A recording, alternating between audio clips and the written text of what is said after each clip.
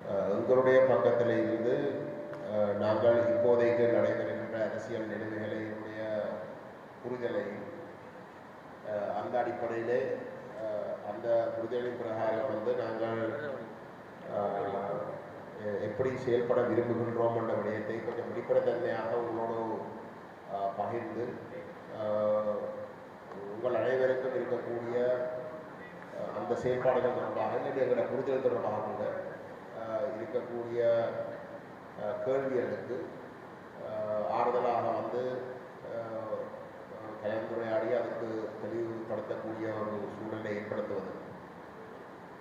அது மட்டும் இல்லாமல் இப்போ நாங்கள் எங்களை பற்றி உங்களுக்கு இருக்கக்கூடிய கேள்விகள் இல்லாட்டி சந்தேகங்கள் தொடர்பாக இப்போ எங்களோட நோக்கம் வந்து ஒரு ஒரு ஒரு குறிப்பிட்ட ஒரு தெளிவை ஏற்படுத்துகின்றது. ஆனால் அதை தாண்டியும் உங்களுக்கு சில வேளையிலே வேறு விஷயங்கள் சம்பந்தமாக எங்களை பற்றி இருக்கக்கூடிய விமர்சனங்களோ கேள்விகளோ எங்களிடம் நேரடியாகவே முன்வைத்து அதுக்குரிய எங்களுடைய பதில்களையும் பெற்றுக்கொள்கிறதுக்கான ஒரு சந்தர்ப்பம். ஊடக சந்திப்புகளில் வந்து நாங்கள் உங்கள் அனைவரையும் வந்து திருமுறை சந்தித்தாலும் இல்லாட்டி ஒரு ஊடக நிகழ்வுகளே சந்தித்தாலும் வந்து அது ஒரு குறிப்பிட்ட ஒரு காலவரையறைக்குள்ளே நடக்கின்ற காரணத்தினாலே வந்து அனைத்தையும் நாங்கள் பேசி ஒரு தெளிவை கொடுக்கக்கூடிய சந்தர்ப்பம் இருக்காது. அப்போ இப்படியான ஒரு சந்திப்பு அதுக்கு ஒரு போதிய இடத்தை கொடுக்கும். இதுக்கு நாங்கள் முதல் தடவையாக சந்தித்த இடத்துல வந்து நான் சொன்ன விடயம், இந்த கடந்த பாராளுமன்ற தேர்தல் தமிழ் தேசிய அரசியலுக்கு ஒரு கணிசமான ஒரு சவாலை ஏற்படுத்தினார். எங்களை பொறுத்தவரையில் அந்த சவால் தொடருகின்றது. பாராளுமன்ற தேர்தல் தான் அந்த சவாலை ஏற்படுத்தினா. அந்த அடுத்த பாராளுமன்ற தேர்தல் நடந்து ஒரு வித்தியாசமான நிலைமை உருவாகிற வரைக்கும் அந்த சவால் தொடரும் என்றது தான் எங்களுடைய பார்வை. காரணம், அந்த சவால் எப்படி வருகின்றதென்றால் தமிழ் தேசியவாதம் வந்து ஒரு கேள்விக்கு உட்படுத்தப்படுகின்றதா என்றதுதான் அந்த கேள்வி. ஆரம்ப கட்டத்திலே தேர்தல் முடிஞ்ச இடத்திலே வந்து அந்த விமர்சனம் கணிசமாக முன்வைக்கப்பட்டது. நாங்கள் எங்களுடைய பக்கத்திலே இருந்து அப்படி அல்ல, மக்கள் ஒரு தெளிவான தமிழ் தேசிய நிலப்பாடோடு தான் தொடர்ந்து இருக்கினோம். தேர்தலுடைய முடிவுகளும் இந்த தேர்தல் முறைமை காரணமாக ஒரு சில தவறான இல்லாட்டி ஒரு என்ன சொல்கிற உண்மைக்கு முரணான அந்த தேர்தல் முறைமை காரணமாக ஒரு சில தோற்றப்பாடுகள் வந்திருந்தாலும் தமிழ் தேசிய நிலப்பாடு உறுதியாக இருக்கின்றதைத்தான் நாங்கள் சொல்லிக்கொண்டு வருகிறோம். ஆனால் அந்த சவால் எங்கே என்றால், பெரும்பான்மையான மக்கள் தமிழ் தேசியத்தோடு இருக்கிறோம் என்றதை நாங்கள் இந்த பாராளுமன்றத்தில் வந்து காட்டலாமாக இருந்தாலும் அது உறுதியாக காட்டுறோமான்றது வந்து ஒரு கேள்விக்குறி. இப்போ உதாரணத்துக்கு வந்து 19 தமிழ் பாராளுமன்ற உறுப்பினர்களில் குறைஞ்சது 10 பேர், அர்ச்சனாவை விட்டு பார்த்தால் வந்து 10 பாராளுமன்ற உறுப்பினர்கள் தமிழ் தேசியத்தோட வெளிப்படையாகவே தமிழ் தேசிய நிலப்பாடு என்று சொல்லித்தான் பாராளுமன்றத்தில் வந்து வெண்டவை. ஆனால் அந்த 10 பாராளுமன்ற உறுப்பினர்களோடு நாங்கள் ஒரு உறுதியான ஒரு கொள்கை ரீதியான ஒரு இணக்கப்பாடு நாங்கள் ஏற்படுத்தி இருக்கிறோமான்றது வந்து ஒரு கேள்விக்குறியாக இருக்குது. அது தொடர்ந்தும் இருக்குது. அப்போ அது நிவர்த்தி செய்யணுன்றதுக்காகத்தான் நாங்கள் கடந்த பாராளுமன்ற தேர்தல் முடிஞ்ச கையோடையே வந்து நாங்கள் தமிழரசு கட்சியோடையும் ஜனநாயக தமிழ் தேசிய கூட்டணியோடையும் நாங்கள் பேச்சுவார்த்தைகளே ஆரம்பித்தோம். எங்களுக்கு இடையிலே இப்போ மேடைகளில் வந்து ஒருத்தருக்கு எதிராக வந்து நாங்கள் பேசுகின்ற பொழுது நாங்கள் சொல்லுகின்றோம் வந்து நாங்கள் தமிழ் தேசிய நிலப்பாட்டோடு தான் இருக்கிறோம், நாங்கள் மட்டும்தான் நேர்மையாக இருக்கிறோம் என்று தான் நாங்கள் சொல்லி கொண்டு வந்த நாங்கள். மற்ற தரப்புகள் அப்படி அல்ல, தமிழ் தேசியம் மட்டும்தான் பேசுகிறார்கள், ஆனால் நடைமுறையில் வந்து அந்த நிலப்பாட்டோடு இல்லைன்றது தான் எங்களோட குற்றச்சாட்டாக இருந்திருக்கு. மற்றவர்கள் வந்து தாங்கள் தமிழ் தேசியத்தோடு நாங்கள் சும்மா பொய்யுக்கு வந்து தங்களை குற்றச்சாட்டுகின்ற பொதுவாக ஒரு கருத்துருவாக்கம் தான் நடைபெற்று கொண்டு வருகின்றது. அப்போ அப்படியாக இருந்தால் வந்து நாங்கள் எல்லாரும் ஒரு இடத்துல வந்து சந்தித்து நாங்கள் ஒரு பொது நிலப்பாட்டுக்கு வந்தே ஆகலாம். வராமல் இருக்கிறதுக்கு எந்த விதமான நியாயம் இருக்க முடியாது. ஒரு பொது நிலைப்பாட்டை ஏற்படுத்துகிறதாக இருந்தால் சில வேளையில் வந்து ஒரு தனி முயற்சி ஒன்று நடந்து அது ஒரு கட்டத்தில் வந்து போய் இருந்திருந்தாலும் எல்லாருமாக சேர்ந்து ஒரு நிலைப்பாட்டை எடுக்கலாமாக இருந்தால் நிச்சயமாக இனம் என்று பார்க்கின்ற பொழுது வந்து அது கணிசமான ஒரு பலத்தை கொடுக்கும். அதில் மாற்று கருத்து இருக்க முடியாது. அப்போ அந்த இடத்துல வந்து அந்த பொது நிலைப்பாட்டை எடுக்கிறதுக்கு சில வேளையிலே தனித்தனி நபர்களாக இல்லை தனித்தனி அமைப்புகளாக வந்து நாங்கள் முயற்சிகளை எடுத்திருந்தாலும் அது சம்பந்தமாக வந்து ஒரே தேசிய நிலைப்பாட்டுன்னு சொல்கிறவர்கள் மட்டத்தில் வந்து ஒரு விமர்சனம் இருக்கின்றால் சரி, அதை நாங்கள் விட்டு போட்டு எல்லாருமாக வந்து நாங்கள் பேசி ஒரு பொது நிலைப்பாட்டுக்கு வாரத்துக்கு ஒரு தடையும் இருக்க முடியாது. உண்மையான நோக்கம் வந்து தமிழ் தேசிய நிலைப்பாட்டை அடைகிறது தான்.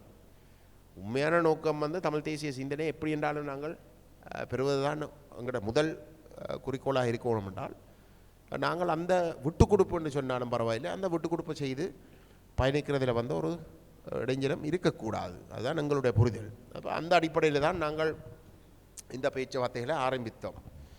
ஆரம்பித்த இடத்துல வந்து அது ஒரு கட்டத்தில் ஒரு சில குழப்பங்கள் நடைபெற்றது. நான் நினைக்கிறேன் நாங்கள் உங்களோட கதைச்ச மட்டத்தில் வந்து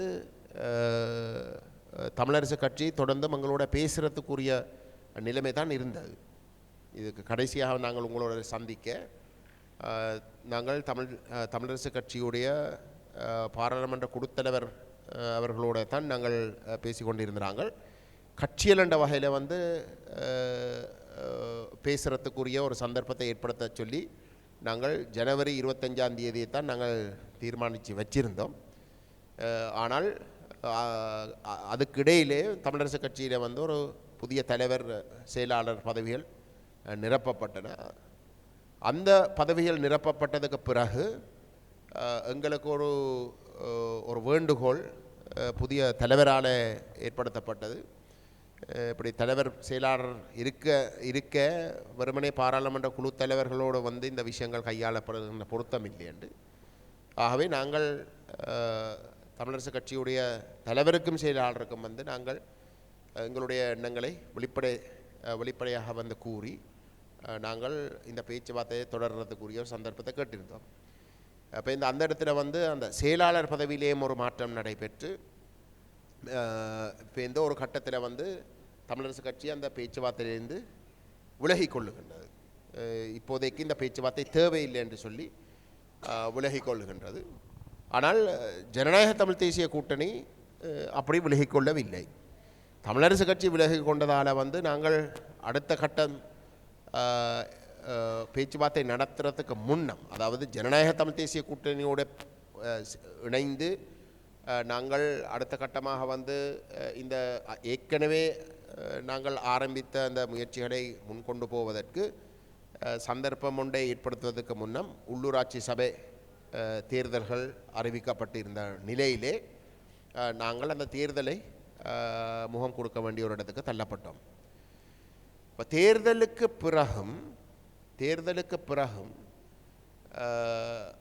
நாங்கள் என்று சொல்கிற வந்து தமிழ் தேசிய பேரவையில் தமிழ் தேசிய மக்கள் முன்னணி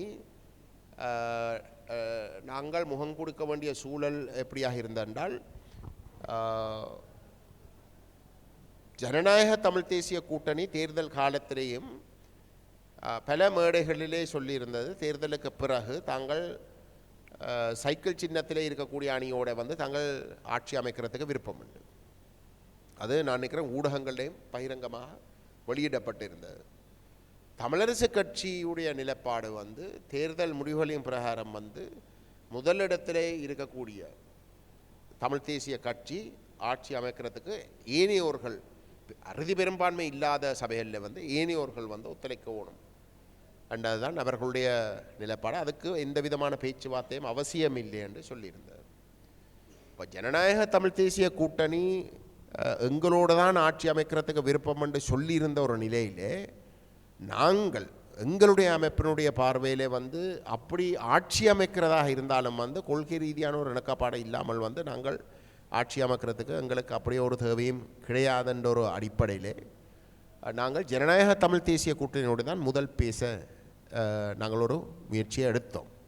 ஏன்னா அவர்கள் வெளிப்படையாகவே சொல்லியிருந்தால் அப்போ எங்களோட அமைப்புக்குள்ளே வந்து நாங்கள் பேச வேண்டியிருந்தது.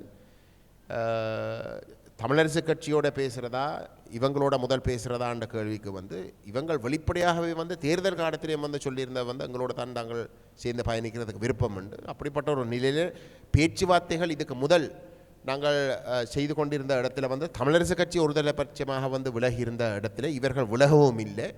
அப்படிப்பட்ட ஒரு இடத்துல வந்து நாங்கள் இவர்களோட முதல் பேசாமல் வந்து நாங்கள் செயல்பட்டால் அது சில வழியில் பொருத்தமாக இருக்காது என்ற ஒரு பார்வை நம்முடைய அமைப்புக்குள்ளே இருந்த இடத்துல வந்து நாங்கள் ஜனநாயக தமிழ் தேசிய கூட்டணியினுடைய நாங்கள் இந்த பேச்சுவார்த்தைகளை நடத்தினோம்.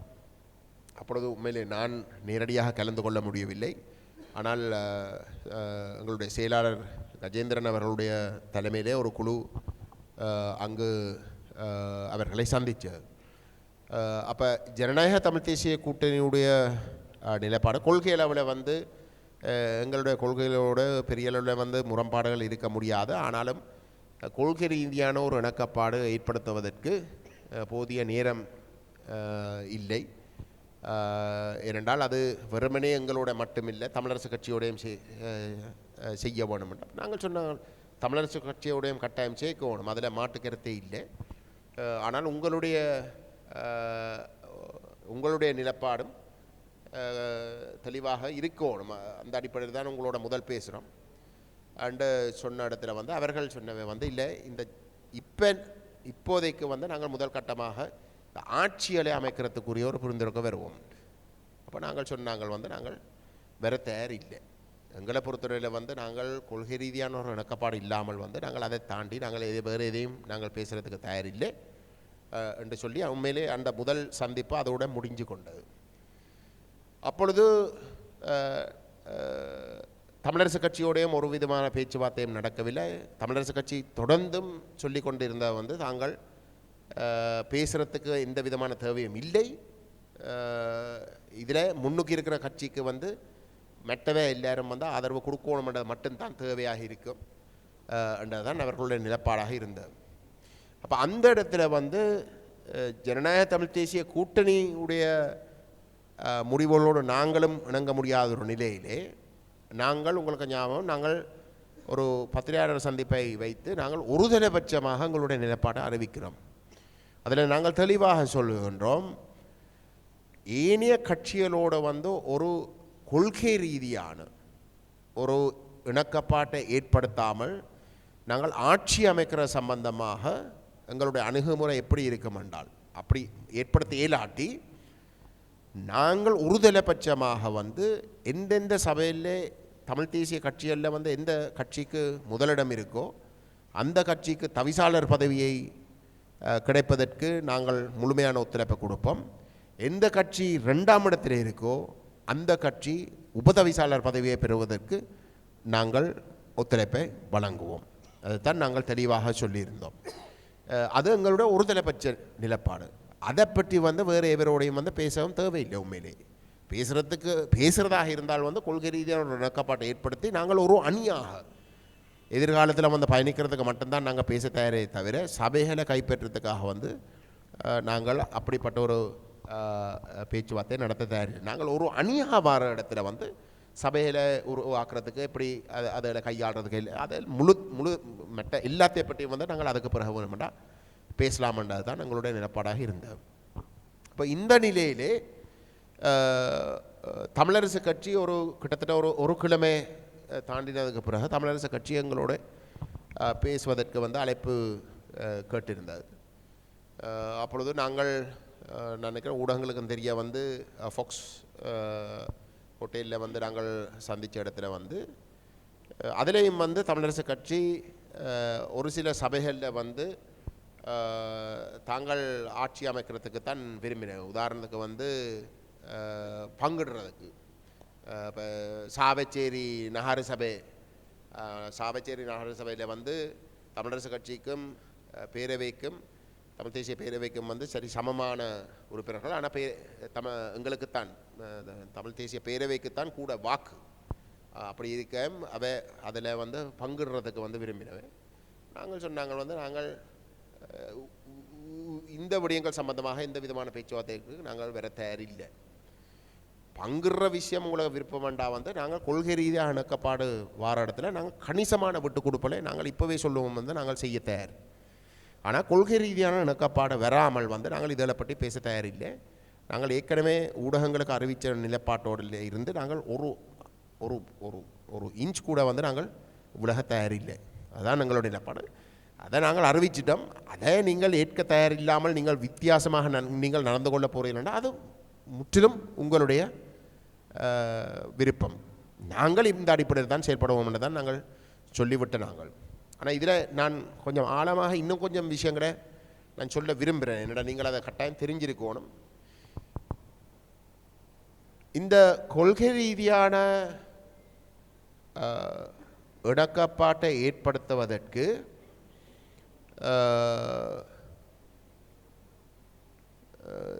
தமிழரசு கட்சியுடைய செயலாளர் அப்பொழுது சுமந்திரனாக நியமிக்கப்பட்டிருந்தார். நாங்கள் சுமந்திரனையும் சிவிக்கு சிவஞானம் அவர்களையும் தான் சந்தித்தோம். அப்போ சுமந்திரன் அந்த சந்திப்பில் வந்து சொன்னவர் வந்து நாங்கள் கதைக்கிறது கொண்டும் இல்லை, நாங்கள் எல்லாரும் ஒரே நிலப்பாடு தானே. அப்போ நாங்கள் வந்து அவருக்கு அந்த ஐக்கிய ராஜ்ய சம்பந்தமான குறைபாடுகளை எடுத்து சொன்னோம்.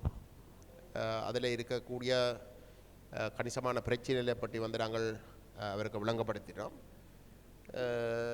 விளங்கப்படுத்தி வந்து நாங்கள் சொன்னோம், இப்போ நீங்கள் விளங்கி கொள்ளணும் வந்து இப்போ நாங்கள் ஒரு மக்களுக்கு வந்து ஒரு ஒற்றுமை தேவைப்படுது. எல்லாத்துக்கும் மேலாக இந்த உள்ளூராட்சி தேர்தலில் மக்கள் தமிழ் தேசிய தரப்புக்கு ஒரு மிக பலமான ஒரு ஆணையை வழங்கியிருந்தார்கள். பாராளுமன்ற தேர்தலில் இருந்து 6 மாதத்துக்குள்ளே வந்து ஒரு கணிசமான தமிழ் தேசியம் சார்ந்த ஒரு ஆணையை வந்து கொடுத்திருக்கிறார்கள் என்றால் எந்தளவு தூரத்துக்கு அந்த மக்கள் தமிழ் தேசியத்தை பலப்படுத்த விரும்புகினோம், அதுதான் முதலிடத்தில் இருக்கின்றதை வந்து நாங்கள் விளங்கி கொள்ள வேணும். அப்போ அந்த தமிழ் தேசியத்தை பலப்படுத்துறதும் ஒற்றுமையை விரும்புகிற ஒரு நிலையில் அந்த மக்கள் இருக்கிறமாக இருந்தால் அந்த ஒற்றுமையை ஏற்படுத்துறதுக்கு வந்து எங்களுக்கு இடையிலே நீங்கள் ஒரு முயற்சி ஒன்றை எடுத்து அது சம்பந்தமாக கணிசமான நியாயமான விமர்சனங்களோ குறைபாடுகளோ சுட்டி காட்டப்படுகின்ற பொழுது அந்த நாங்கள் நேர்மையாக ஒரு தமிழ் தேசிய நிலப்பாட்டோடு தான் இருக்கிறோம்டா அந்த விட்டு கொடுப்பை செய்து வந்து ஒரு புது முயற்சி உண்டு, ஒரு புது இணக்கப்பாட்டை ஏற்படுத்துறதுக்கு வந்து நாங்கள் முன்வர தயாராக இருக்கணும். இப்போ தமிழ் தேசிய பேரவையை பொறுத்தவரையிலே நாங்கள் தமிழ் மக்கள் என்ன தமிழ் மக்கள் பேரவை அது எங்கட டிபிசி தமிழ் மக்கள் பேரவையுடைய தீர்வு திட்டத்தை தான் எங்களுடைய தீர்வு யோசனைகளாக வந்து நாங்கள் முன்னுக்கு வைக்கிறோம். ஆனால் அந்த யோசனைகளை நாங்கள் வைக்கின்ற பொழுது மற்றவர்களுக்கு வந்து சில வழியில் அதை தாண்டியும் வேறு ஏதோ ஒன்று இதைத்தான் நீங்கள் ஏற்றுக்கொள்ள வேணும் என்று சொல்லாமல் வேறு யாரும் வந்து வேறு விதமாக வந்து தங்களுக்குண்டு ஒரு யோசனைகள் இருக்கிற இடத்துல வந்து அதை கன்சிடர் பண்ணுறதுக்கு நாங்கள் தயாராக இருக்கிறோம். அந்த ஒற்றுமையை ஏற்படுத்துறதுக்கு வந்து இறுக்கி எங்கட ஒரு நிகழ்ச்சியில் மட்டும் இறுக்கி பிடிக்காமல் வந்து அது ஒரு உதாரணம். எங்கட பக்கத்தில் வந்து இதுதான் எங்களுடைய பார்வையாக இருக்குது, உங்களுடைய பக்கத்திலிருந்து நீங்கள் கொண்டு வரீங்களா வந்து நாங்கள் அதையும் பேசி முன்னுக்கு போகிறதுக்கு தயாரிண்டு போகிற பாதையில் ஒரு தவறும் இருக்க முடியாது. இப்போ அந்த அடிப்படையில் வந்து நீங்கள் இந்த விஷயத்தை வந்து கொஞ்சம் வித்தியாசமாக பார்க்கணும் என்று நாங்கள் கேட்டுக்கொண்டாங்க. அப்பொழுது அவங்க சொன்னவே இந்த ஏக்கிய ராஜ்ய அரசியலமைப்புன்ற விஷயத்தை வந்து தாங்கள் கைவிட்டுட்டோம், தாங்கள் அதை கைவிட்டுட்டோம். ஆகவே அதை பற்றி வந்து கதைக்க தேவையில்லை என்று சொன்னோம். அப்போ நாங்கள் சொன்னாங்கள் என்னென்றால் இல்லை அதை பற்றி நாங்கள் தெளிவாக சொல்லணும் என்றால் அரசாங்கம் அந்த ஏக்கிய ராஜ்ய அரசியலமைப்பைத்தான் தூக்கி பிடிக்குது. அந்த 2015 19 வரைக்கும் தயாரிக்கப்பட்ட அரசியலமைப்பை தான் அரசாங்கம் சொல்லுது வந்து தாங்கள் கொண்டு வந்து நிறைவேற்றப் போவதாக. ஆகவே நான் அதில் பங்காளிகளாக வந்து தமிழரசு கட்சியும் தமிழ் தேசிய கூட்டமைப்பும் வந்து இருக்குது. ஜனநாயக தமிழ் தேசிய கூட்டணியினுடைய பங்காளிகளுக்கு கூட அப்பொழுது கூட்டமைப்பாக இருந்து அதில் கலந்து கொண்டு வந்து அதுக்கு ஆதரவு வழங்கினவை. ஆகவே அப்படிப்பட்ட ஒரு நிலையில் அதை நாங்கள் பேச தயாரில்லை, அதன் அடிப்படையில் வந்து நாங்கள் முன்னுக்கு போக தயாரில்லைன்றதை நாங்கள் தெளிவாக சொல்லாட்டி அரசாங்கத்துக்கு வந்து நாங்கள் அவை கொண்டு போகிற அந்த நிகழ்ச்சிகளுக்கு வந்து நாங்களும் ஒரு பச்சை கொடி காட்டுறதாகத்தான் அமையும். ஆகவே நாங்கள் அதை கட்டாயம் சொல்லணும், தெளிவாக வந்து அந்த நிலப்பாடு எடுக்கணும்னு நாங்கள் சுட்டி காட்டியிருந்தோம். ஆனால் எங்களுக்கு தெரிஞ்ச வந்து அதில் ஒரு சின்ன ஒரு கௌரவ பிரச்சனை இருந்திருக்கலாம் என்று நாங்கள் கருதி நாங்கள் அந்த இடத்துல வந்து நாங்கள் தமிழரசு கட்சிக்கு சொல்லியிருந்தோம். இது நான் தான் சொன்னேன், உண்மையிலே இது என்னுடைய தனிப்பட்ட கருத்தாக இருந்தது. அதையும் நான் தெளிவுபடுத்தினேன். இது கட்சியோட கதைச்சி பேசி வந்து சொல்லப்பட்ட ஒரு கருத்தாகவும் இல்லை. முன்னணி என்ற ஒரு பக்கம் பேரவை என்று இருக்குது, நாங்கள் பேரவையோடையும் பேச இல்லை. ஆனால் நான் சொன்னேன் என்னென்றால், இது எவரையும் வந்து அவமானப்படுத்துகிறதோ இல்லாட்டி ஆக்களை வந்து ஒரு ஏதோ சொல்லி மட்டம் தள்ளுற ஒரு முயற்சி அல்ல. அந்த நோக்கத்தோடு தமிழரசு கட்சி எங்களுக்கு எழுத்து மூலமாக இந்த ஏக்கிய ராஜ்ய அரசியலமைப்பை தாங்கள் முற்றுமுழுதாக கைவிட்டு அது அரசாங்கம் கொண்டு வருகின்ற இடத்துல அதை எதிர்க்கிறதுக்கும் தேரண்ட நிலைப்பாட்டை எங்களுக்கு எழுத்து மூலமாக வந்து கொடுத்தவையாக இருந்தால் அதை நாங்கள் இரகசியமாக நாங்கள் வச்சுக்கொள்ள தயார். அப்படிங்க சொல்கிறேன். அந்த ஏக்கிய ராஜ்ய அரசியலமைப்பு நிராகரிப்பு தமிழரசு கட்சியால் செய்திருக்கு, வெளிப்படையாக எங்களுக்கு கொடுத்திருக்கு என்ற விஷயத்தை கூட நாங்கள் வெளியில் காட்டிக்கொள்ளாமல் நாங்கள் அதை வச்சிருக்க தயார ரகசியமாக. ஏன் எங்களுக்கு அந்த ரகசியமாக வச்சிருக்க வேண்டிய தேவை இருக்குன்றா, தச்சயமாக நாங்கள் அந்த விஷயங்களை உள்ளடக்கின ஒரு இணக்கப்பாட்டுக்கு வராமல் நாங்கள் அவர்களுக்கு ஒரு கௌரவ பிரச்சனை நீக்கமன்றதுக்காக வந்து நாங்கள் அதை அதை வெளிப்படையாக சொல்லாமல் நாங்கள் போய் நாளைக்கு வந்து நீங்கள் போய் இல்லை அந்த ஏக்கிய ராஜ்யத்தை ஏற்றுக்கொண்டீங்கன்னா எங்களுக்கு வந்து எங்களோட மக்களுக்கும் எங்களோட கட்சிக்கும் வந்து பதில் சொல்லலாது. அப்போ உங்களுக்கு கௌரவ பிரச்சனை ஒன்றை ஏற்படுத்தாமல் இருக்கிறதாக இருந்தால் குறைஞ்சது எங்களோட பக்கத்தில் இருந்து நியாயம் பார்க்குறதா இருந்தால் நீங்கள் எங்களுக்கு வந்து அப்படி ஒரு எழுத்து மூலமான ஒரு ஒப்புதலை கொடுங்கள், நாங்கள் அதை இரகசியமாக வைப்போம். ஏன்னா எங்களுடைய நோக்கம் வந்து உங்களை அவமதித்து உங்களை நீங்கள் செய்த ஒரு பிழை என்று திருப்பி சுட்டி காட்டுறதல்ல. அப்போ நாங்கள் அதை அமைதியாக வச்சிருப்போம், அதை எவருக்கும் நாங்கள் சொல்லாமல் இருப்போம். அது மீறாமல் இருக்கிற வரைக்கும், மீறுறதாக இருந்தால் நாங்கள் சொல்லத்தானே வேணும், இல்லாட்டி நாங்கள் உங்களோட வந்ததே நியாயப்படுத்தலாம் என்று நாங்கள் சொல்லி விட்டு நாங்கள். அப்போ அந்த இடத்துல வந்து நான் சொல்லணும் வந்து உண்மையிலே அந்த கூட்டம் முடிகிற இடத்துல கொள்கை ரீதியான ஒரு இணக்கப்பாட்டு தமிழரசு கட்சியோட வர முடியாமல் இருந்தாலும் கூட அவர்கள் அந்த நேரத்தில் வந்து அப்படி ஒரு இணக்கப்பாட்டுக்கு வர விரும்பாமல் இருந்தாலும் கூட அவர்கள் அந்த கூட்டத்தை விட்டு விலகி போகின்ற நேரத்தில் வந்து அவர்கள் எங்களை பொறுத்தவரையில் எங்களுடைய பார்வையில் நாங்கள் கொஞ்சம் நம்பிக்கையோடு இருந்தோம். ஆனால் இந்த தேர்தல் விஷயம் சம்பந்தமாக பேசப்பட்ட பொழுது நாங்கள் சொன்னாங்கள் வந்து உங்களுக்கு சொல்லியிருக்கிற இதே நிலப்பாடு தான் நாங்கள் ஜனநாயக தமிழ் தேசிய கூட்டணிக்கும் சொல்லியிருக்கிறோம். கொள்கை ரீதியான இணக்கப்பாடு வராமல் நாங்கள் கடைசி வரைக்கும் வந்து நாங்கள் இந்த வேறு எந்த ஒரு இணக்கப்பாட்டுக்கும் பெற தயாரில்லை. அந்த வகையில் வந்து இதில் முதலிடத்திலையும் 2ஆம் இடத்திலையும் இருக்கிற வந்து தமிழரசு கட்சியும் தமிழ் தேசிய பேரவையும் தான். அந்த வகையில் எந்தெந்த சபையில் வந்து தமிழரசு கட்சி முதலிடத்தில் இருக்கோ நாங்கள் தவிசாளர் பதவியை வந்து தமிழரசு கட்சியை பெறுவதற்கு வந்து நாங்கள் முழு ஒத்துழைப்பையும் வழங்குவோம். எந்தெந்த இடங்களில் வந்து நாங்கள் முதலிடத்தில் இருக்கிறோமோ நாங்கள் தவிசாளர் பதவிக்கு நாங்கள் ஒரு ஆளை நிறுத்துவோம். நீங்கள் அதுக்கு போட்டியாக நிறுத்த போகிறீர்களோ அது உங்களோட பிரச்சனை, அது எங்களோட பிரச்சனை இல்லை. நாங்கள் வந்து போட்டியாக வந்து தவிசாளர் பதவிக்கு நீங்கள் முதலிடத்தில் இருக்கிற எந்த ஒரு சபையிலையும் வந்து இறக்க மாட்டோம், உங்களுக்கு போட்டியாக இறக்க மாட்டோம். ஆனால் உபதவிசாளர் பதவிக்கு நாங்கள் 2ஆம் இடத்தில் இருக்கிறமாக இருந்தால் நாங்கள் உபதவிசாளர் பதவிக்கு நாங்கள் இறக்குவோம். இது எங்களுடைய ஒருதலைபட்சமான நிலப்பாடு. இதைத்தான் நாங்கள் ஜனநாயக தமிழ் தேசிய கூட்டணிக்கும் அறிவிச்சிருக்கிறோம்.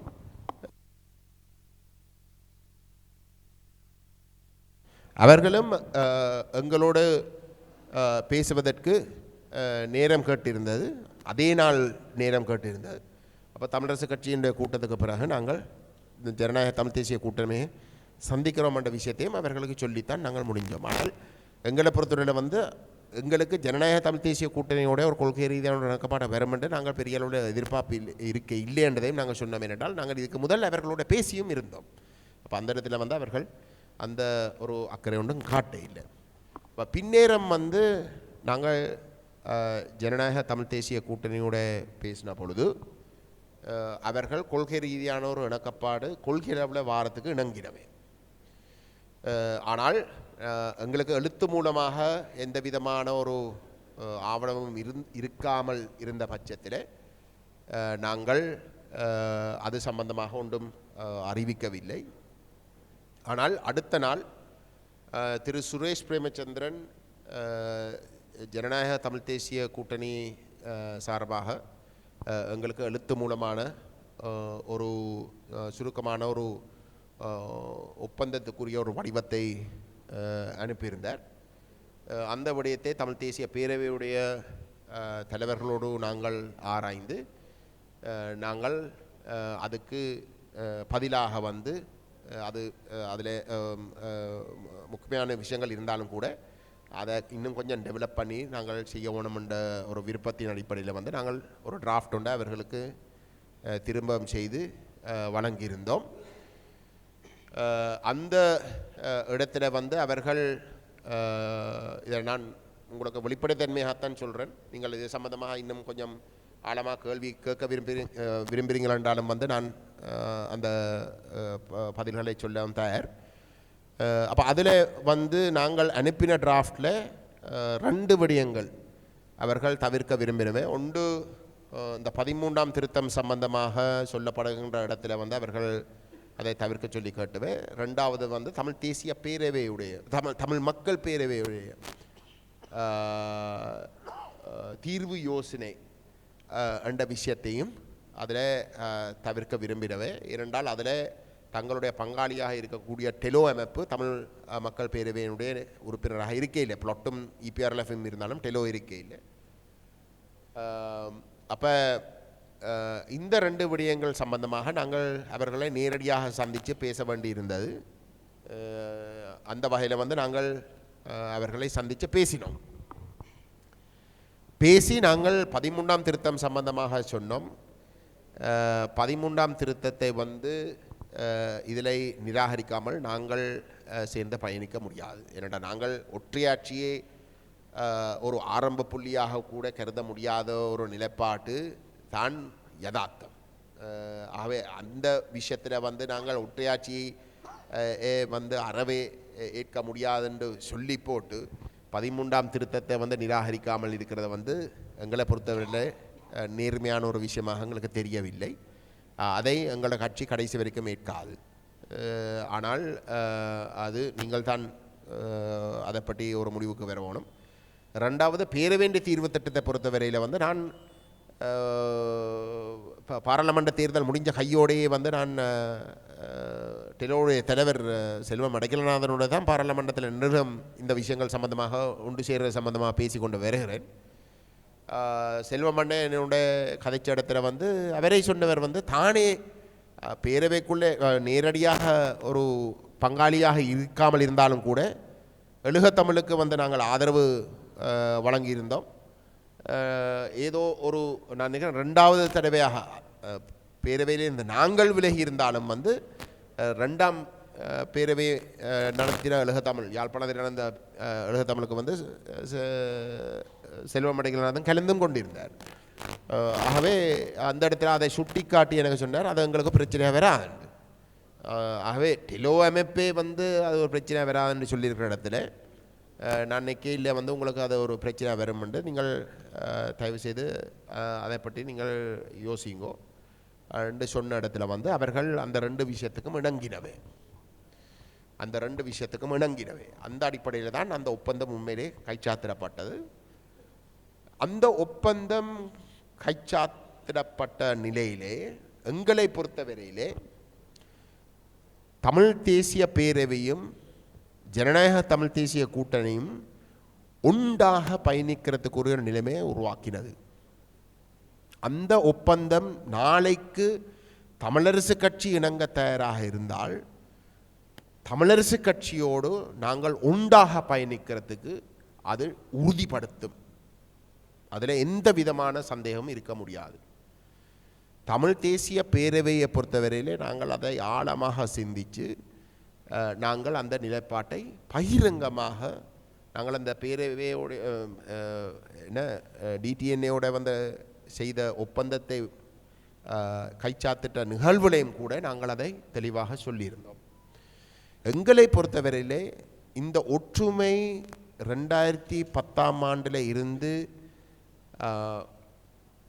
படிப்படியாக இல்லாமல் போகிறதுக்கான காரணம் இப்படிப்பட்ட ஒரு தெளிவான கொள்கையை நேர்மையாக கடைபிடிக்காமல் இருந்த காரணமாகத்தான். ஆக இன்றைக்கு நாங்கள் ஒரு முழு வட்டத்துக்கு வந்திருக்கிறோம்.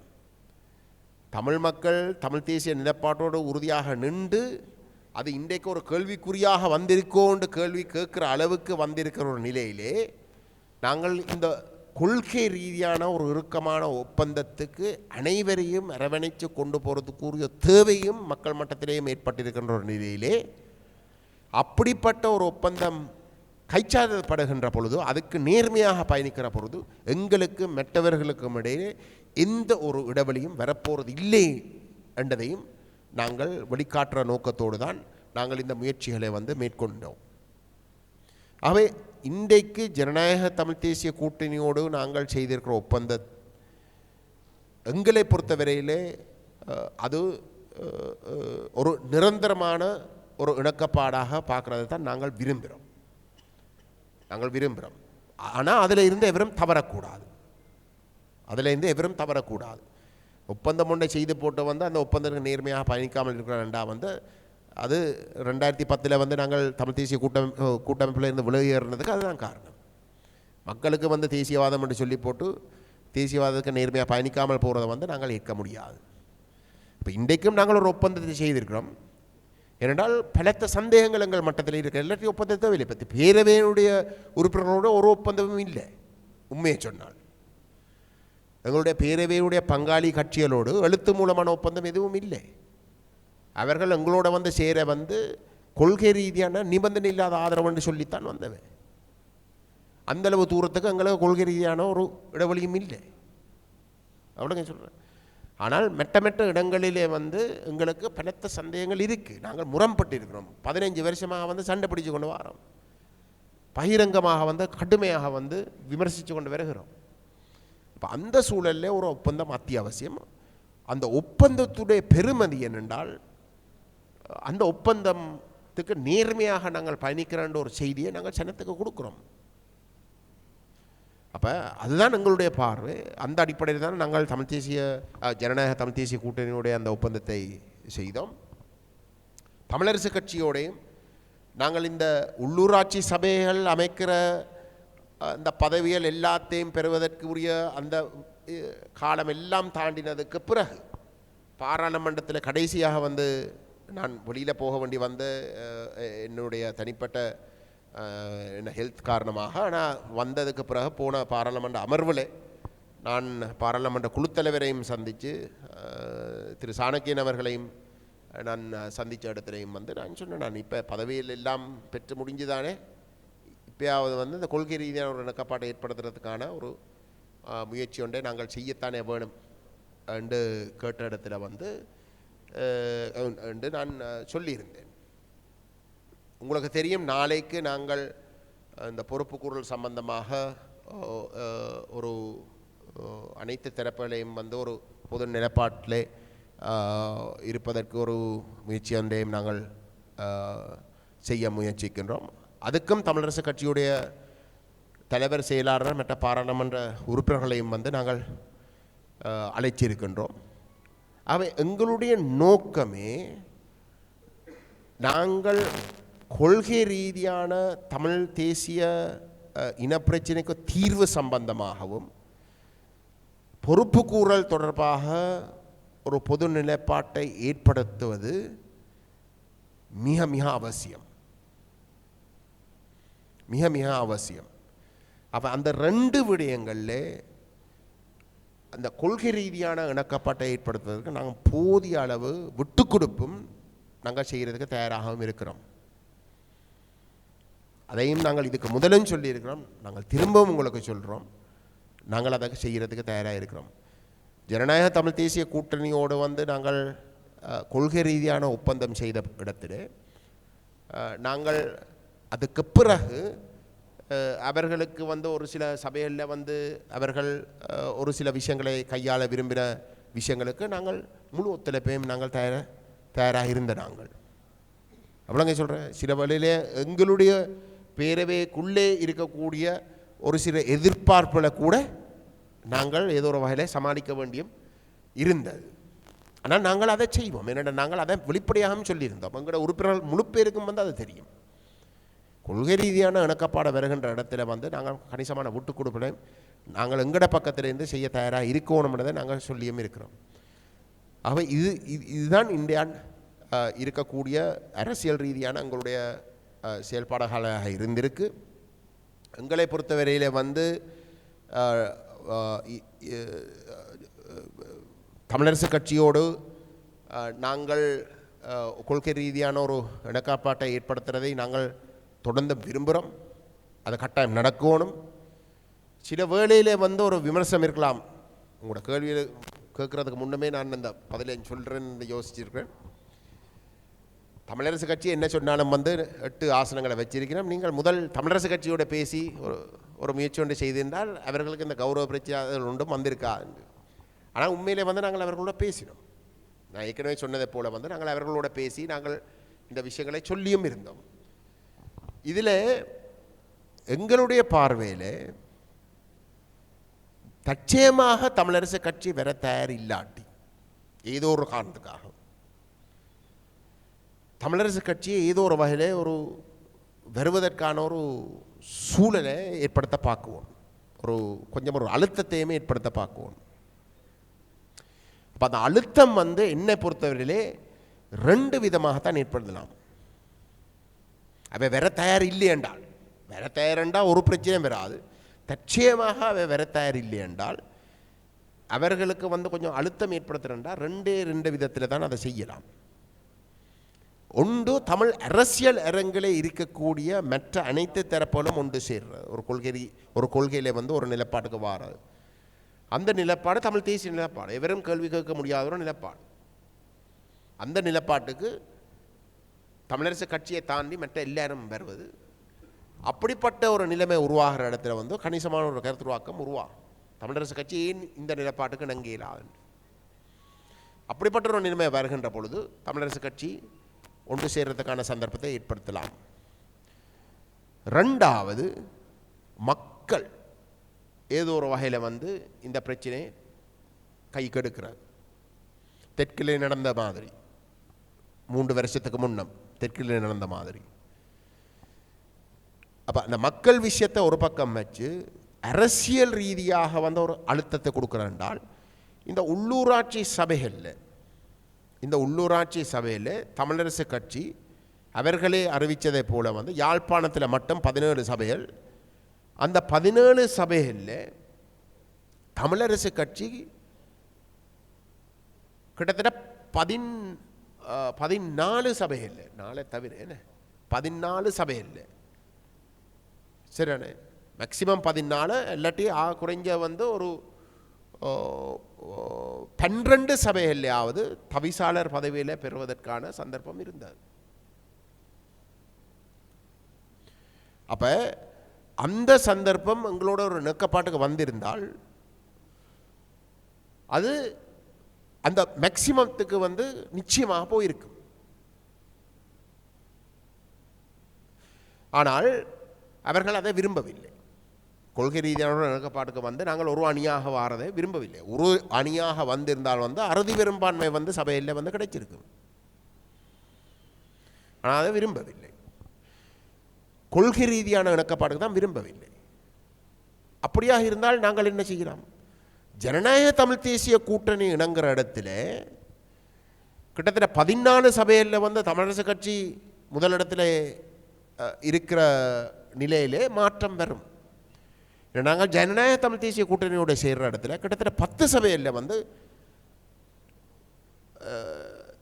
பேரவைக்கும் கூட்டணிக்கும் இடையிலே கிடைச்ச அந்த ஆசனங்களை சேர்த்து பார்க்கின்ற பொழுது நாங்கள் முன்னிலைக்கு 10 சபையில் வருகிறோம். அப்போ அந்த இடத்துல தமிழரசு கட்சி அவை விரும்புகிற அந்த 14 சபையில் கைப்பற்றுவதாக இருந்தால் அவை விரும்புகிற எதிர்பார்க்குற அந்த 14 சபையில் கைப்பற்றதாக இருந்தால் அவைக்கு இருக்கக்கூடிய உண்மையிலே தமிழ் தேசிய நிலப்பாட்டோடு உறுதியாக இருக்கலாமாக இருந்தால் அவைக்கு இருக்கக்கூடிய ஒரே ஒரு வழி வந்து எங்களோட ஒரு புரிந்திருக்க வாரது. கொள்கையோடு நீங்கள் சொல்கிறீர்கள், நீங்கள் கொள்கையோடு இருக்கிறீர்கள். இங்கே ஏற்கனவே ஒரு ஒப்பந்தம் கைச்சாத்திரப்பட்டிருக்கு. அந்த ஒப்பந்தத்தில் இருக்கக்கூடிய விஷயங்களை பார்த்து அதில் கொஞ்சம் திருத்தங்களை செய்து நாங்கள் எல்லாருமாக வந்து ஒரு நிலப்பாட்டுக்கு வரலாம். வார இடத்துல வந்து தமிழரசு கட்சிக்கு நிச்சயமாக வந்து அந்த சபையில் அறுதி பெரும்பான்மை கிடைக்கிறதுக்கு முடியா, அந்த ஆட்சியை பிடிச்சு வச்சிருக்கிறதுக்கு முடியா முழு சந்தர்ப்பம் உறுதிப்படுத்தப்படும். அதைத்தான் நாங்கள் எதிர்பார்த்தோம். ஆனால் துரதிர்ஷ்டவசமாக வந்து அது அப்படி நடக்கவில்லை. நாங்கள் கடைசி வரைக்கும் எதிர்பார்க்க இல்லை. தமிழரசு கட்சி போய் வேறு தமிழ் தேசியத்தோடு இல்லாத திறப்போலோடு வந்து ஒரு இணக்கப்பாடுக்கு வரும். அப்போ அப்படி வரப்போகிற ஒரு சந்தர்ப்பம் உருவாக நாங்கள் அடுத்த நாளை வந்து நாங்கள் ஊடகங்களை சந்தித்து நாங்கள் பகிரங்கமாக வந்து அவர்களுக்கு சொல்லுகிறோம். நான் பாராளுமன்றத்தில் வந்து பாராளுமன்ற உறுப்பினர்களிடம் வந்து நான் சொல்லியிருந்தேன். திரு சுமந்திரன் அவர்களுக்கு மிக நெருங்கின உறுப்பினர்களாக கருதப்படுகிறவர்களுக்கும் நான் சொல்லியிருந்தேன், தயவு செய்து வந்து தமிழரசு இபிடியூபியோட இணக்கப்பாட்டுக்கு போகாமல் வந்து நீங்கள் எங்களோட ஒரு இணக்கப்பாட்டுக்கு வேறுங்கள், கொள்கை ரீதியான ஒரு இணக்கப்பாட்டுக்கு வேறுங்கள். உங்களுக்கு தேவைப்படுகின்ற சபையில் மட்டுமல்ல, நீங்கள் உரிமையோடு கேட்க முடியாத சபையில் கூட வேண்டுமெண்டா நாங்கள் விட்டு கொடுப்பதை வந்து செய்ய தயார் என்ற விஷயத்தை நாங்கள் சொல்லியிருந்தோம். ஆனால் அது அப்படி நடக்கவில்லை. அப்போ இதுதான் எங்களுடைய நோக்கமாக இருந்தது. சரி, ஒவ்வொரு கட்டத்திலையும் எங்களை பொறுத்தவரையில் இந்த கொள்கை என்ற விஷயத்தை முன்னிலைப்படுத்தித்தான் நாங்கள் பயணிக்கலாம். அது மட்டும்தான் ஒரு நிரந்தரமான ஒரு என்ன சொல்கிற ஒரு பலமான ஒரு தேசியம் சார்ந்த ஒரு அணியை உறுதிப்படுத்தும், பலப்படுத்தும். மற்ற அதை எங்களை இறுக்கி பிடிச்சு வச்சிருக்கும். அதுதான் எங்களுக்கு இருக்கக்கூடிய பார்வை. அந்த அடிப்படையில் செயல்படுறோம். ரெண்டாவது விஷயம் பொறுப்பு கூறல். உங்களுக்கு தெரியும், பொறுப்பு கூறல் விஷயம் இன்றைக்கு ஒரு மிகப்பெரிய ஒரு கேள்விக்குறியாக மாறி இருக்கின்றது. மிகப்பெரிய கேள்விக்குறியாக மாறி இவர் ஐநாவுடைய மனித உரிமை ஆணையாளர் இலங்கைக்கு வரப்போவதாக கிட்டத்தட்ட 3 மாதத்துக்கு முன்பதாகவே வந்து எங்களுக்கு அறிவிச்சிருந்தார். 3 மாதம் இல்லை, 2 மாதத்துக்கு முன்பதாகவே வந்து எங்களுக்கு சொல்லப்பட்டிருந்தது அப்படி வார ஒரு நோக்கம் இருக்குண்டு. அப்படி சொல்லப்பட்ட ஒரு நிலையிலே வடகிழக்கை சார்ந்த மனித உரிமைகள் அமைப்புகள் ஐநா மனித உரிமை ஆணையாளருடைய அலுவலகத்துக்கு வந்து ஒரு கடிதம் எழுதின, ஒரு மகஜர் ஒன்று கொடுத்திருந்த. செப்டம்பர் ஐநா மனித உரிமை பேரவையுடைய அமர்வுகள் முடிகிற வரைக்கும் இங்கே வராதீர்கள். ஏனென்றால் நீங்கள் இந்த நேரம் அதுக்கு முதல் இங்கே வந்துறீங்களா, அரசாங்கம் அந்த சந்தர்ப்பத்தை பயன்படுத்தி நீங்கள் கேட்க விரும்புகின்ற அத்தனை வாக்குறுதிகளையும் கொடுத்து செப்டம்பர் மாதம் வரப்போகின்ற அந்த தீர்மானத்தை எந்தளவுக்கு பலவீனப்படுத்தலாமோ அந்தளவுக்கு பலவீனப்படுத்துறதுக்கு அவன் முழு முயற்சியையும் அதை செய்து இறுதியிலே அந்த தீர்மானம் பலவீனப்பட்டதுக்கு பிறகு பாதிக்கப்பட்ட மக்களுக்கு அதிலிருந்து மீள முடியாத அளவுக்கு ஒரு பின்னடைவை ஏற்படுத்தும் என்ற கருத்தை வலியுறுத்தி கொடுத்திருந்தார்கள். தெற்கிலே இருக்கக்கூடிய கிட்டத்தட்ட 100 செயற்பாட்டாளர்கள் அமைப்புகளும் கூட அவசரமாக வந்து நீங்கள் வராதீர்கள் என்று சொல்லி அவரிடம் வந்து ஒரு கோரிக்கை விடப்பட்டிருந்தார். அது எல்லாத்தையும் மீறிதான் அந்த ஆணையாளர் வருகிறார். அப்போ அந்த ஆணையாளர் வந்த பொழுது எனக்கு துரதிர்ஷ்டவசமாக நான் இங்கே இருக்க முடியாத, தவிர்க்க முடியாமல் எனக்கு இங்கே இருக்க முடியாத ஒரு காலம். அப்போ நாங்கள் முடிவெடுத்திருந்தோம், 2021ஆம் ஆண்டு ஜனவரி 15ஆம் தேதி ஒரு பொது கடிதம் உண்டு. தமிழ் கட்சிகள், மனித உரிமை அமைப்புகள், செயற்பாட்டாளர்கள் ஒன்றிணைந்து நாங்கள் அனுப்பியிருந்தோம். பொறுப்புக்கூறல் சம்பந்தமாக தமிழ் மக்கள் எதிர்பார்க்கின்ற விடயங்கள் 4 அம்ச கோரிக்கைகளை முன்வைத்து நாங்கள் ஒரு கடிதம் ஒன்றை அனுப்பியிருந்தோம். அந்த கடிதத்தில் வந்து தமிழரசு கட்சியுடைய அப்பொழுது தமிழ் தேசிய கூட்டமைப்புடைய தலைவராக திரு சம்பந்தன் அவர்களும், தமிழ் தேசிய மக்கள் முன்னணி சார்பாக நானும், தமிழ் மக்கள் கூட்டணி சார்பாக திரு விக்னேஸ்வரன் அவர்களும், எங்களுடைய திருகோண மாவட்ட ஆயர் அவர்களும், வேலன் சுவாமிகள் அவர்களும் பேர்ந்து எத்தனையோ சிவில் அமைப்புகள், காணாமலாக்கப்பட்டோர், அப்படி எத்தனையோ மனித உரிமை விடயங்களிலே மிக உறுதியாக பயணிக்கிற அமைப்புகளும் இணைந்து அதில் கையொப்பமிட்ட ஒரு கடிதம். இப்போ அந்த கடிதம் இன்றைக்கு நீங்கள் எடுத்து பாசித்தீங்கன்னா இன்றைக்கும் மிகவும் பொருத்தமான ஒரு கடிதம். உண்மையிலே தமிழ் மக்களுடைய பொறுப்புக்கூறல் விஷயம் 100% நாங்கள் ஏற்றுக்கொள்ளக்கூடிய ஒரு என்ன சொல்கிற ஒரு பாதையை எடுத்து காட்டுகின்ற ஒரு கடிதமாக அது அமைந்தது. அப்போ அந்த கடிதத்தை நாங்கள் அனைவரையும் கொண்டு திரும்பவும் வலியுறுத்த வேண்டும் என்று விரும்பின ஒரு இடத்துல நாங்கள் அந்த முயற்சியை மேற்கொண்டு அதில் உண்மையை சொல்லணும் வந்து நாங்கள் வெற்றியும் அடைந்தோம். அனைத்து தரப்புகளும் வந்து அதில் கையொப்பமிட்டவை. அந்த கடிதம் ஆணையாளர் யாழ்ப்பாணத்துக்கு வந்த பொழுது இங்கே இருக்கக்கூடிய அமைப்புகளை சந்தித்த இடத்துல திரு சிங்கம் அவர்கள் தமிழ் சிவில் சமூக அமைய சார்பாக அவர் ஊடாக வந்து அது வழங்கப்பட்டிருந்தது. ஆனால் அந்த கடிதம் நாங்கள் வழங்கின பொழுது செம்மணியையும் உள்வாங்கித்தான் நாங்கள் அதை கொடுத்திருக்கிறோம்.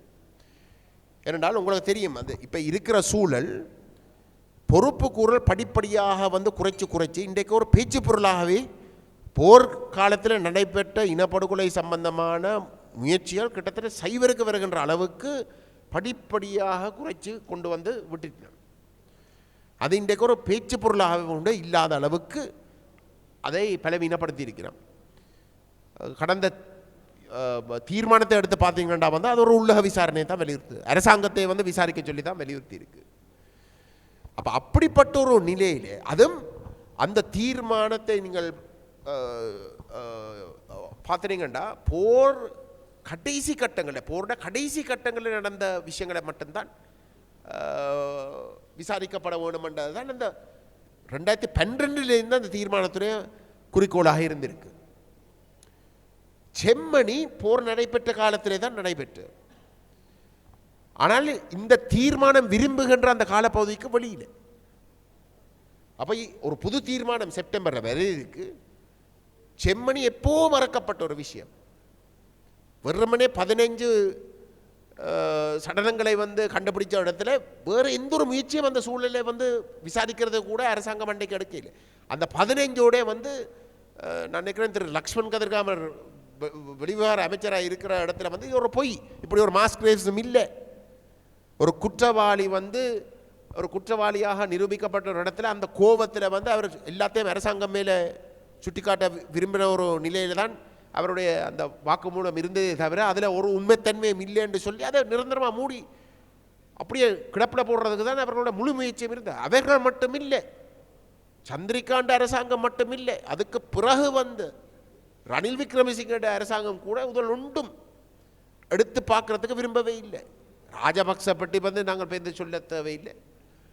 அவை அப்படிப்பட்ட ஒரு செம்மணி முற்றுமுழுதாக அது ஒரு பொய். அப்படி 6600 உடல்களே அப்படி கொல்லப்பட்டு புதைக்கப்படவில்லை என்று சொல்லப்பட்டு ஒரு முடிவாக இருந்த ஒரு நிலையிலே தான் இந்த செம்மணியினுடைய இந்த கண்டுபிடிப்பு நடைபெற்றிருக்கின்றது. ஆகவே அது எங்களுக்கு 2 சந்தர்ப்பங்களை ஏற்படுத்துகின்றது. 2 சந்தர்ப்பம். முதலாவது சந்தர்ப்பம், அந்த ஜெனீவாவில் இருக்கக்கூடிய இந்த சர்வதேச சமூகம் கொச்சைப்படுத்தி அதை முடக்கிறதுக்கு அந்த போரோட கடைசி கட்டத்தை மட்டும் விசாரிக்க சொல்லி சொல்கிற அந்த முயற்சியை கேள்விக்குட்படுத்தி அது முழுக்க பின்னுக்கு விரும்பின அளவுக்கு பின்னுக்கு போய் இந்த மக்களுக்கு நடக்கிற அந்த அநியாயங்களை வந்து விசாரிக்கக்கூடிய ஒரு கால வரையை வந்து நாங்கள் நீடிக்க வேணும் என்ற ஒரு நிலைமையை உயிர் கொடுக்குற ஒரு சந்தர்ப்பமாக இருக்கின்றது. ரெண்டாவது விடயம், இந்த செம்மணி இந்தளவுக்கு வந்திருக்கிறதோடையும் வேறு வேறு இடங்களில் முல்லைத்தீவில் போல வந்து மாஸ் கிரேவ்ஸ் கண்டுபிடிக்கப்பட்டிருக்கிற நிலையிலே இது ஒரு ஜெனசைடுக்குரிய ஒரு ஒரு சூழலை திரும்பவும் துறக்க வச்சு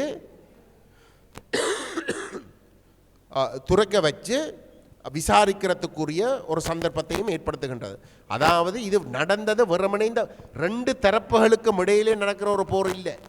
ரெண்டு தவறான தரப்புகள் மோதுற இடத்துல வந்து நடக்கிற அநியாயங்களுக்கு வந்து ஒரு விசாரணை என்றதல்ல. இதுக்கு பின்னால் வந்து ஒரு சரித்திரம் இருக்குது. தமிழ் மக்களுக்கு நடந்த அநியாயங்கள் எல்லாத்தையும் சரியாக அந்த விக்டிம்ஸை சரியாக பார்த்தால் அதில் ஏன் இறுதியில் வந்து தமிழ் மக்கள் தாங்களே பாதுகாத்து கொள்றதுக்கு வந்து ஆயுதமே இந்த வந்த என்ற எல்லா விஷயங்களும் உள்வாங்கி யார் என்ன செய்ததை பார்க்கறது தான் எங்களுக்கு கூட தேவைப்படுகின்றது. அப்போ தான் உண்மையான நீதி நியாயம் கிடைக்கும். எல்லாத்தையும் சும்மா ஒரு சரித்திரத்தை வந்து மூடி மறைச்சி சும்மா ஒரு குறிப்பிட்ட இடத்தை மட்டும் படம் எடுத்து போட்டு நீங்கள் இதுக்கு உரிய ஒரு தீர்வை கொடுங்கோன்னு கேட்குறது வந்து ஒரு நியாயத்தை தமிழருக்கு கொடுக்க போகிறது இல்லை. அப்போ செம்மணி எங்களுக்கு அந்த கதவையும் துறக்க வச்சிருக்கு. ஆகவே இப்போ எங்களுக்கு இருக்கிற தேவை என்னென்றால் இந்த முழு விஷயத்தையும் ஒருங்கிணைத்த ஒரு நிலைப்பாட்டை வலியுறுத்துறது. செம்மணியை பிரித்து போர்க்காலத்தில் நடைபெற்ற விஷயங்களை பிரித்து வைக்கிறது பாதிக்கப்பட்ட மக்களுக்கு மிகப்பெரிய ஒரு பின்னடைவை ஏற்படுத்தும். அப்போ இது ஒரு ஆபத்தாக இருக்கு. ஏனென்றால் இலங்கையிலே உங்களுக்கு தெரியும் சட்டமா அதிபர் திணைக்களம் இருக்கு, ஏஜிஸ் டிபார்ட்மெண்ட். அந்த ஏஜிஸ் டிபார்ட்மெண்ட் பொதுவாக இது எங்களுடைய விஷயம் சம்பந்தமாக இல்லை, நான் பொதுவாகத்தான் சொல்கிறேன். இலங்கையில் நீதித்துறையை பற்றி சொல்கிறேன். ஏஜிஸ் டிபார்ட்மெண்ட் இன்றைக்கு வந்து அரசாங்கத்துக்குரிய சட்டத்தரணி. அரசாங்கத்துக்கு எதிராக எதுவும் வந்தாலும் ஏஜிஸ் டிபார்ட்மெண்ட் தான் போகிறது. அதே நேரம் அதே ஏஜிஸ் டிபார்ட்மெண்ட் தான் குற்றவாளிகளுக்கு எதிராக வந்து வழக்குகளை தாக்கல் செய்கிறார். அரசு தரப்பில் இருக்கக்கூடிய பிழை செய்தவர்களுக்கு எதிராகவும் அதே திணைக்களம் தான் வழக்குகளை தாக்கல் செய்ய வேண்டி இருக்குது. அப்போ அதில் தெளிவாக வந்து ஒரு கான்ஃப்ளிக்ட் ஆஃப் இன்ட்ரெஸ்ட் இருக்குது. மற்ற நாடுகளில் வந்து ஏஜிஎஸ் டிபார்ட்மெண்ட் இருக்குது. ஆனால் அந்த ஏஜிஎஸ் டிபார்ட்மெண்ட் வந்து வெறுமனே அரசாங்கத்துக்குரிய ஒரு சட்ட நிறுவனமாக மட்டும்தான் இருக்குது. அவர்கள் ப்ராசிக்யூட் பண்ணுற ஏனென்றால் அது ஒரு கான்ஃப்ளிக்ட் ஆஃப் இன்ட்ரெஸ்ட் ஒன்று இருக்குது. அவை இதை நிவர்த்தி செய்ய வேணுமென்றது இலங்கையின் சட்டத்துறையில் ஒரு பொது பிரச்சனை, ஒரு பொது பிரச்சனை. அப்போ அந்த பொது பிரச்சனைக்குரிய தீர்வு ஒரு இண்டிபெண்டன்ட் ப்ராசிக்யூட்டர்ஸ் ஆஃபீஸ், சரிதானே? அதுக்கும் இனப்பிரச்சனை காலத்திலே தமிழருக்கு நடந்த அநியாயத்துக்கும் இடையில் ஒரு தொடரும் இல்லை. அந்த இண்டிபெண்டன்ட் ப்ராசிக்யூட்டர்ஸ் ஆஃபீஸ் ஒன்று உருவாக்கப்பட்டாலும் கூட அந்த இண்டிபெண்டன்ட் ப்ராசிக்யூட்டர்ஸ் ஆஃபீஸ் ஊடாக இனப்பிரச்சனை சார்ந்த விடயங்களுக்கு வந்து தீர்வு கிடைக்க போறதில்லை. என்றால் இலங்கையில் இருக்கக்கூடிய இனப்பிரச்சனை இனங்களுக்கு இடையில் இருக்கக்கூடிய பிரச்சனை. அந்த இனங்கள் என்று பார்க்கின்ற பொழுது இன்றைக்கு இலங்கை அரசு என்றது ஒரு இனத்துடைய ஒரு சொத்தாக வந்து மாறி இருக்கின்றது. மற்ற இனங்களுக்கு எதிரான ஒரு கட்டமைப்பாக ஒட்டுமொத்த இலங்கை அரசே மாறி இருக்கின்ற கருத்தை சொல்லிதான் ஐநா மனித உரிமை ஆணையாளர், இதுக்கு முதல் இருந்த இளவரசர் ஜெயிட் அவர்கள் தெளிவாக சொல்லியிருந்தார், ஒரு உள்ளக விசாரணை இலங்கையிலே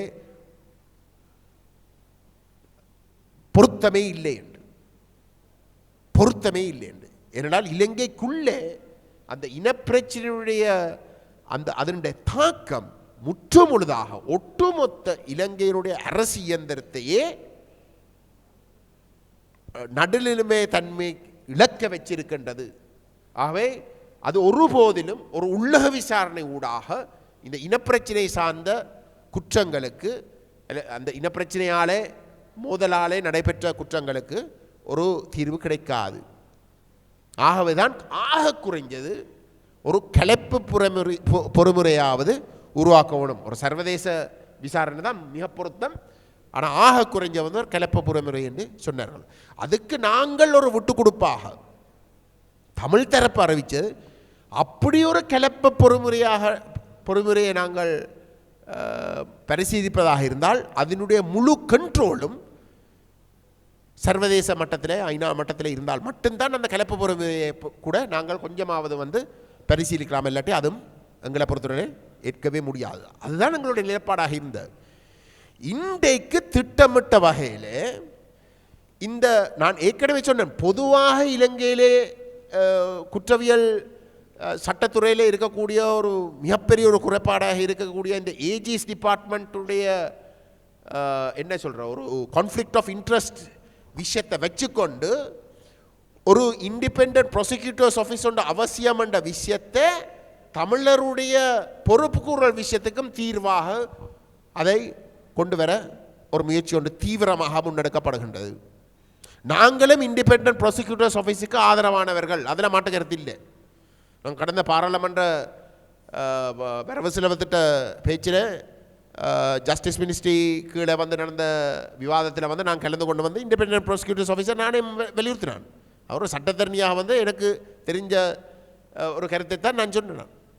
அதுக்கும் எங்களுடைய இனப்பிரச்சனை சார்ந்த தமிழருக்கு நடந்த இனப்படுகொலைக்குரிய பொறுப்பு கூறலுக்கும் இடையில் ஒரு தொடரும் இல்லை. எங்களை பொறுத்தவரையில் வந்து அந்த இண்டிபெண்டன்ட் ப்ராசிக்யூட்டர்ஸ் ஆஃபீஸ் இன்றைக்கு நடைமுறைக்கு வந்தாலும் அந்த அலுவலகம் தமிழர்களுடைய இந்த இனப்படுகொலைக்கு விசாரிக்கிறதுக்குரிய ஒரு அமைப்பாக அது இருக்க முடியாது.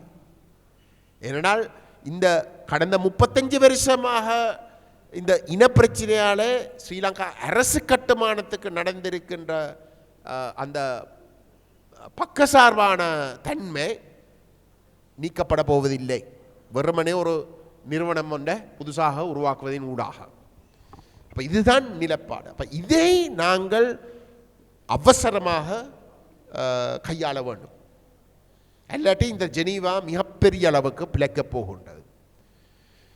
அப்போ இதை தெரிஞ்ச இடத்துல தான் நாங்கள் நாளைக்கு இந்த பொறுப்புக்குள் சம்பந்தமாக ஒரு புது நிலைப்பாட்டொன்றை ஏற்படுத்துவதற்கான ஒரு முயற்சியை அவசரமாக முன்னெடுத்திருக்கின்றோம். அந்த முயற்சிக்கும் நாங்கள் ஏற்கனவே சொன்னதை போல அனைத்து தமிழ் கட்சிகள், அனைத்து மனித உரிமை சார்ந்த வடகிழக்கை மையப்படுத்தின சிவில் அமைப்புகள் செயற்பாட்டாளர்களையும் நாங்கள் அழைத்திருக்கின்றோம். நாங்கள் எதிர்பார்க்குறோம் வந்து அந்த முயற்சியை ஒரு மிகப்பெரிய அளவில் வந்து ஒரு வெற்றி அடையும் என்று. அப்படி அடைந்தால் இந்த ஜெனீவா விஷயத்தை வந்து வார செப்டம்பர் மாதம் நாங்கள் வெற்றிகரமாக கையாடுறதுக்கான சந்தர்ப்பம் நிறைய இருக்குது. அதையும் நாங்கள் உங்களிடம் சொல்ல விரும்புகிறோம். ஏனென்றால் நீங்கள் அதை எங்களுடைய நோக்கங்களை விளங்கி கொண்டு நீங்கள் இந்த விஷயங்களை கணிசமாக மக்கள்கிட்ட கொண்டு போய் சேர்க்கறதுக்கும் உங்களுடைய புரிதலுக்கும் இது கட்டாயம் அவசியம் என்றதுக்காகத்தான் நாங்கள் இந்த அழைப்புதலை விட்டிருக்கிறோம். இதோடு நான் என்னுடைய கருத்துக்களை இப்போதைக்கு நிறுத்திக் கொள்கின்றேன். உங்களுக்கு இருக்கக்கூடிய கேள்விகளுக்கு நான் பதில் சொல்ல விரும்புகிறேன். நான் இன்றைக்கு பேசின விஷயங்கள் சார்ந்த பதில்களை கூட நான் சொல்ல தயார். அது கட்டாயம் நான் சொல்லுவேன். ஆனால் அதை தாண்டியும் உங்களுக்கு வேறு ஏதும் கேள்விகள் இருக்கின்றாலும் அதுக்கும் பதில் சொல்ல தயாராக இருக்கின்றேன். இது ஒரு என்ன சொல்கிறோம், கலந்துரையாடலாக போகலாம். வெளிப்படைத்தன்மையாக நீங்கள் விரும்பின எந்த ஒரு கேள்வியையும் கேட்கலாம். ஆனால் விமர்சனங்கள் இருக்கின்றா தயவுசெய்து எங்களுக்கு இது ஒரு நல்ல சந்தர்ப்பம், முகத்துக்கே வந்து கேளுங்கோ, எங்களோட பதிலை நீங்கள் பெற்றுக்கொள்ளலாம்.